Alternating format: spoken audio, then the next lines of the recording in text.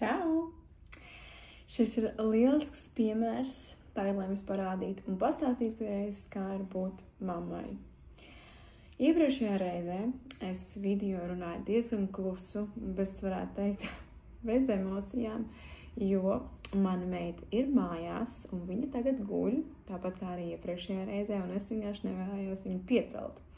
Bet es saprotu, ka tas mazais kunkulis tāpat guļ un neviens viņu nevar piecelt.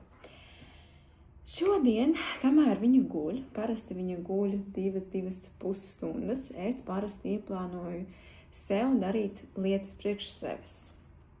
Jo kādreiz, kad viņa bija mazāka, viņa gulēja vairākas reizes dienā, tad es varēju arī visu kaut ko sadalīt. Tad, lūk, ķersimies pie klāt. Šoreiz būs tāds maziņš get ready with me, kamēr es runāju ar jums. Tad kā tad ir būt mammai? Es domāju, ka daudz no jums var paši jau man atbildēt, kā tas ir. Jūs domājat, ka man plānā bija krāsoties tagad kopā ar jums? Nē, man plānā bija jau sen uzkrāsoties, jau sen sataisīties, izdarīt savus rituālus, nofilmēt jums video, samontēt visu kaut ko un būt jau skaisti jums pretī. Labi, es tāpat esmu skaista, bet jūs sapratāt to domu. Vai man bija plānā, ka man meita izdomās 40 minūtes neiet gulēt un vienkārši es laiku meklēt, kur ir kāda viņas mantiņa? Es domāju, ka daudz no jums zina to sajūtu, vai ne?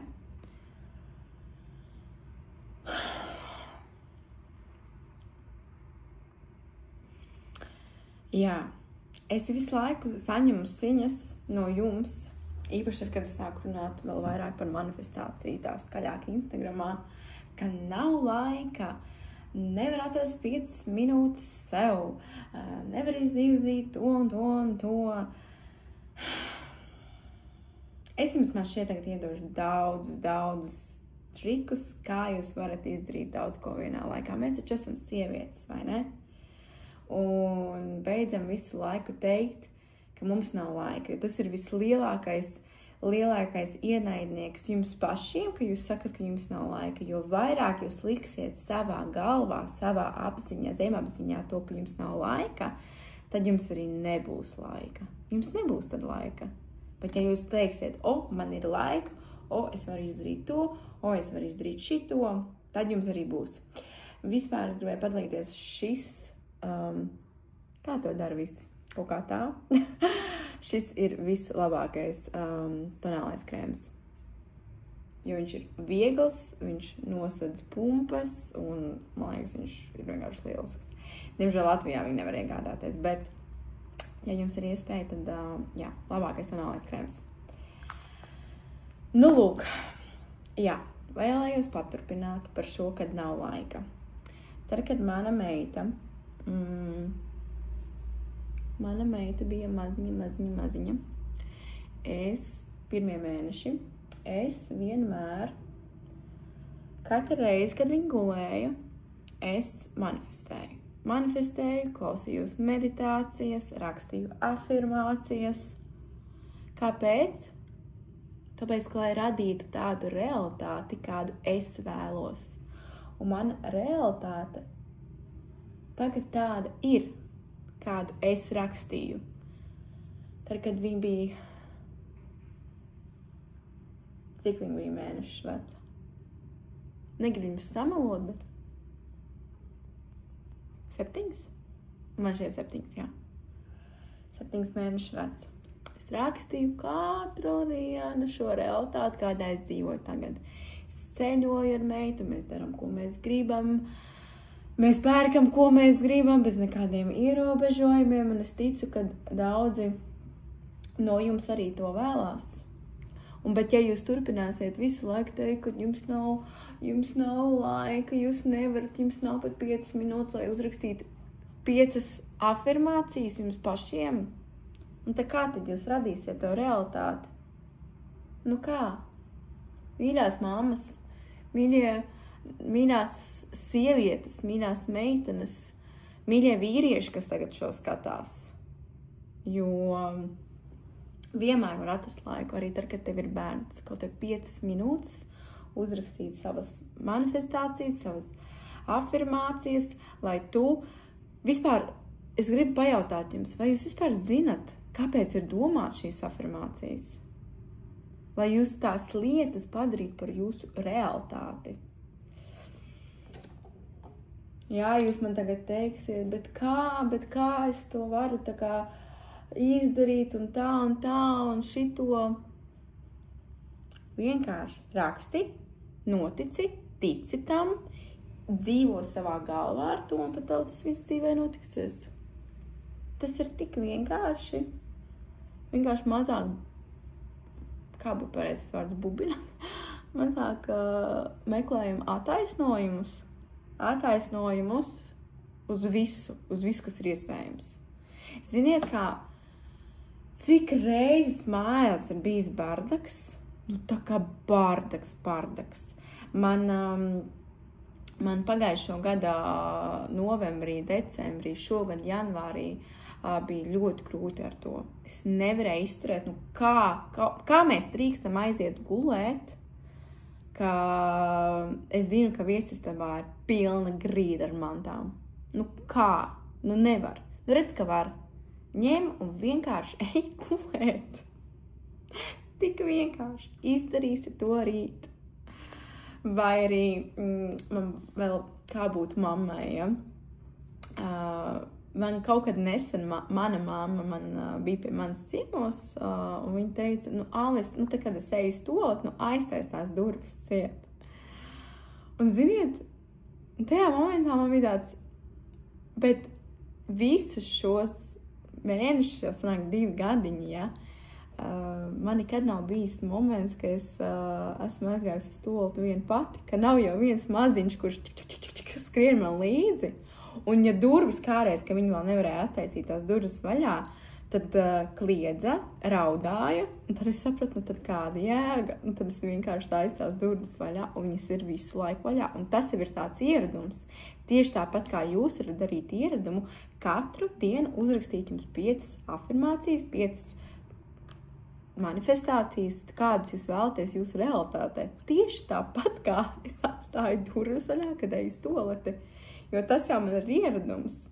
Es domāju, ka auklīte to var apstiprināt, ka man vienmēr durvis ir vaļā, jo, nevar.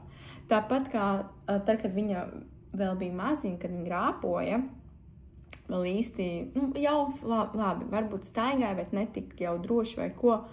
Duša? Kas ir duša? Tā kā bez bērna. Visu laiku tikai un vienīgi kopā ar viņu. Tikai vienīgi. Un vai nu tad, kad viņi guļ. Jā. Tad tu vari tikt uz dušu vien pati. Es domāju, ka es neesmu vienīgā, un arī man patīk šis konsilers.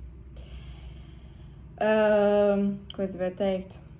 Es jau domāju, ka es neesmu vienīgā, kurā zina visas šīs sajūtas, bet es vienmēr esmu atradusi laiku sev. Esmu atradusi laiku sev, lai radītu šo realitāti, kad beidzot es varu aiziet vienu uz dušu vai uz toaleti. Protams, man tās durvis vēl joprojām ir vaļā, jo viņas ir vienkārši milzīgs ieradums un vairs jau uzreiz jau mazās kājiņas neskrien un nekliedz mammu. Kaut gan tagad ir jauns mammu, tagad ir, piemēram, nesen bija mammu, Melenē. Mēs ēdam brokastis, viņa man sēž opiņā, mēs dažreiz, viņa man sēž opītē, un viņa man grib 10 reizes pateikt, ka viņai rokās ir Melenē. Mammu, Melenē.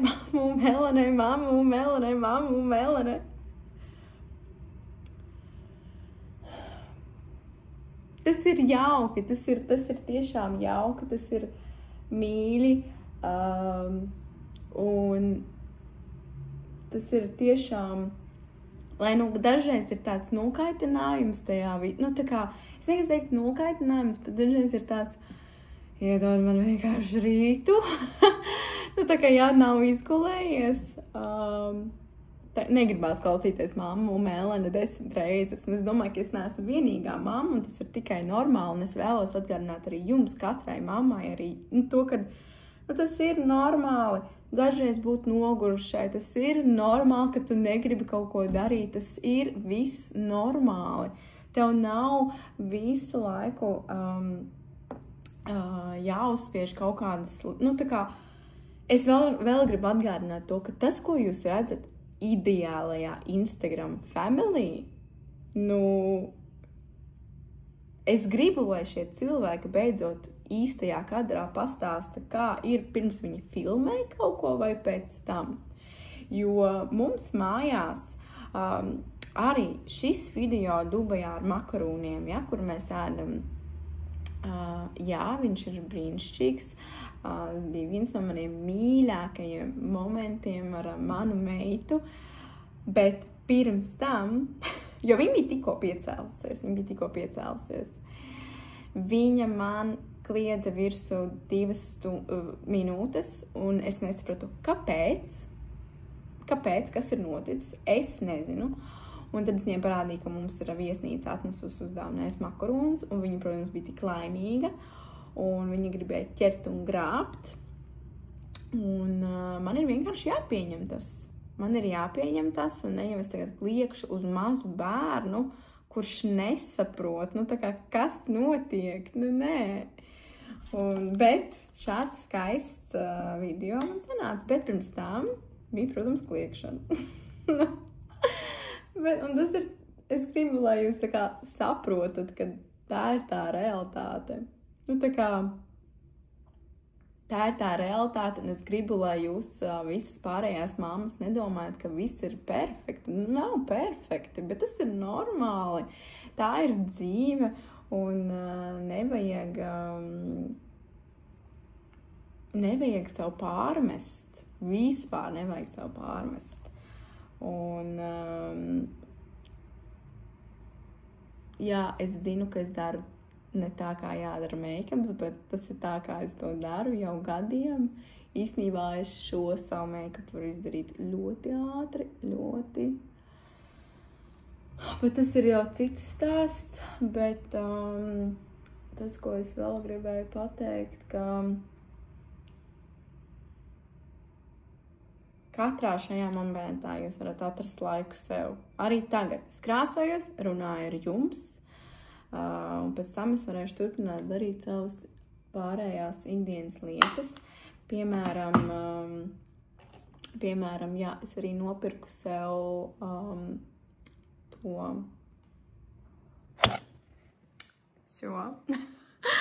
kur var staigāt, un ko es tajā momentā daru. Piemēram, šorīt staigāju stundu. Meita spēlējās ar klučiem, paskatījās bišķiņu televizoru. Jā, es viņai ļauju skatīties, bet lūdzu, mīļās mammas, saprotam, ko mēs tiem bērniem rādam. Ja mēs viņiem rādīsim kaut kādas šausmas, kuras sit viens otru nost, vai kur lēkā kaut kādi monstri, tad viņi tādi būs. Bet ja tu rādīsi bērnam tādas mācošas video, kur māca par kaut ko, vienalga krāsām, dzīvniekiem, dabu, tad to viņš arī iemācīsies. Un es esmu par rādīšanu televizoru, bet saprotam, ko mēs ļaujam tam bērnam skatīties. Tā kā, come on! Mēs visi skatījāmies televizoru. Jā, tā kā tas arī ir tāds mans... tāda atziņa, ir ļoti brīnišķīgi. Mrs. Rachela bērns apgūst vēl angļu valodu. Man meita saprot un runā arī angļu valodā, kas ir ļoti brīnišķīgi. Tad ir Blippi. Blippijam nav visi video, kas man patīk, bet tur, kur viņš runā par dzīvniekiem, par dinozauriem, par dabu, vai tur, kur viņš ir fermā. Skaties, ja tev patīk, go for it. Tā kā man nav vispār nekāda problēma. Mums bija Binks. Viņš bija pazudis, bet viņš ir atgriezies pēdējās 2 dienas, bet es kaut kā vairāk, kad mēs kopā paskatāmies, man kaut kā laikam vairs arī nepatīk tas, ko viņš tur dara. Bet, jā, ir ļoti daudz alternatīvas, ko bērni var pasīties, kas ir vēl man patīk Bitīta Māja. Tās ir arī ļoti labas multinītes, ko var bērni paskatīties. Un, ja tu gribi laiku sev, un tas ir normāli, ja tu esi vēl pie tam vientuļā mamma, un tu gribi laiku sev, tas ir tikai normāli un nenosodi sevi vispār nekādīgi. Tā kā, jā, kaut ko es aizinu, ko es biju teikt? Uz tā skrejceliņa, ja, es staigāju ātri, es pa to laiku atbildēju uz 2 e-pastiem, es uzmontēju 1 video, es ieliku TikToku, un vēl es samainīju šodienas plānus, ko vēl es izdarīju? Noklausījos visu, ko man coach man teica, atbildēju viņai uz visu, un jo mums tur ir tādi kā podkasti, man šķiet, bet tas ir ļoti labi.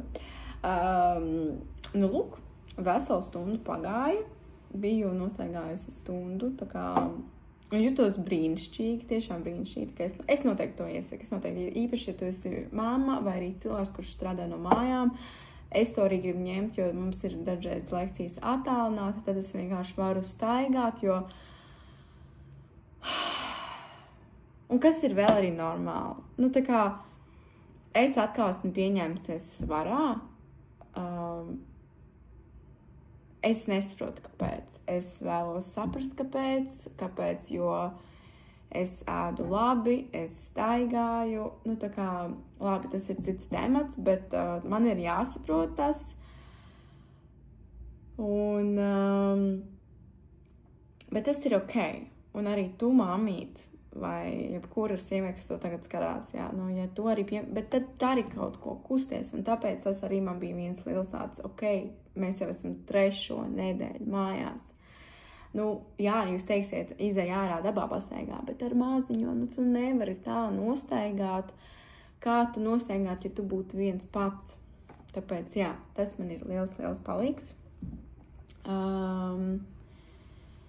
Jā, arī ko es uzzināju pavisam nesen, tu vari arī gatavot brokastis kopā ar maziņo. Tev nevajag obligāti viņu nosēdināt un viņš tik, mamma raustēs kājas un viņš vienkārši grib redzēt, ko tu tur dari. Un tad meklē alternatīvu, kā tu vari šim mazam bērniņam parādīt, ko tu tur dari. Vispār šis mans meitas spoguls. Bet, jā, tu viņu var uzlikt ar tevi, un viņš var skatīties, ko dari. Un tādā veidā šis mazais cilvēciņš arī iemācās, ka ir jāmazgā augļi un ogas, kad ir karsts. Piemēram, mana meita jau 3. rītu taisa man kafiju. Tas mums ir piedzīvojums, un viņa ir laimīga. Es esmu laimīga, jo es zinu, ka pēc pāris gadiņiem viņa man varēs šo kafiju pienest pie gultas. Un jā, es dzēru visu laiku kakao no rīta. Man bija pusotrs mēnesis, kad dzēru kakao no rīta. Bet es esmu vienkārši sapratusi šīs 3 dienas, ka es vēlos dzert kafiju.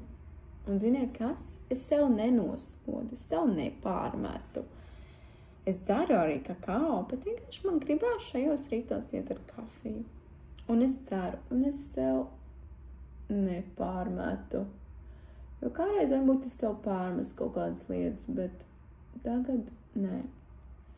Kāda atšķirība? Dievi. Bet, jā, viss, ko es gribu pateikt, ka jūs visam varat sev atrast laiku. Beidzam attaisnot sevi, beidzam attaisnot, oi, es nevaru, jo man meita to un to, oi, es nevaru, jo man dēls to un to, oi, vai tas un tas un tas un tas. Tu visu laiku tikai sevi attaisno. Bet vienkārši dari.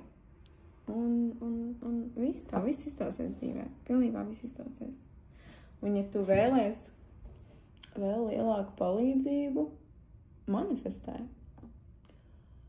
Un manifestē, ka nākamreiz tu var atnākt uz manu pasākumu un dzirdēt, ko es vairāk runāju par šo. Tik vienkārši. Jā, tā kā beidzam attaisnoties un viss būs labi. Jā, mammas dzīve ir dažreiz crazy, bet ja tu to uzliec, ka tas ir crazy, un nekad nekādus citus bērnus. Es gribu bērnus, es gribu vēl bērnus, bet šoreiz es vēlos bērnus ar to pareizo cilvēku. Un labi, nav arī tāds pareizs vai nepareizs, man šķiet. Es nezinu, šī ir arī ļoti liela tematika, par ko es arī varētu parunāt un pastāstīt, jo kur man ir visbrīnišķīgākais bērns man blakus ar nepareizo cilvēku, un es esmu vienkārši vislaimīgākā māma ever.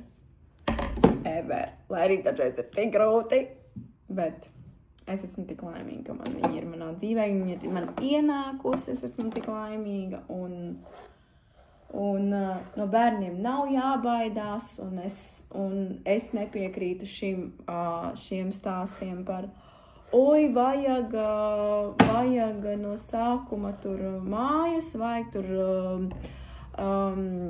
izglītību, vajag darbu. Nu, protams, ka to visu vajag. Bet, ja tev tas nav, tu tik un tā var būt lieliska mamma, tu tik un tā var būt lielisks vecāks, tēvs, tu vari būt. Un arī patīk šī ķēme.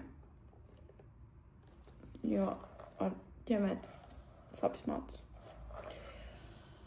Nu, lūk, tā kā, jā, nav arī tāds pareizs laiks.